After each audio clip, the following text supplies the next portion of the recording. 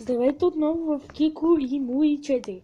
Този път няма да правим никакви номера, понеже е много късно и вечерта е много студена. Моето куче го мързи, нали те мързи? Затова аз до мен един професор по песология, който ще ни превежда звуците. Примерно сега какво казва професор? Казва? Той казва, което име? Да, разбирате. Ако не... Ехо!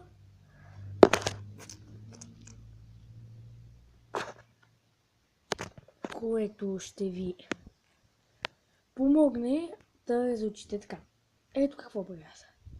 И ето в момента превеждам какво казва кучето.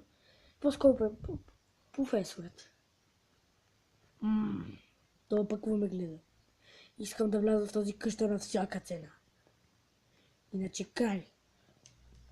Добре. Нещо. Защо ми тича каката? Нещо имаш на каката. О, не. Те ме снимат. Бързо, обличи се. Обърни си. Що ме снимаш, бе? Ти ме поgali, бе. Да, точно така. Да, така. Чишкай ми. Да. Ако спе? Ей, я продължавайте. Ще заева, ако може. Така, професор, какво му е най-съкровеното желание сега? Иска да влезе в къщата. Дали ще ме посрета? Да, може би. Ако го ви... Добре. Млад! Какво искаш пак, бе? Майко, така не. Оти още. Че вкусно. Но те спеш да ме гледаш. Окей, добре.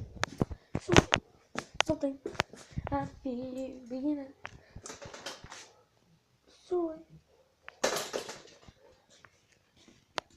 Ама надале. Добре. Това беше от мен. Климент Балевски от моето куче Муи. Айде да ви така канал.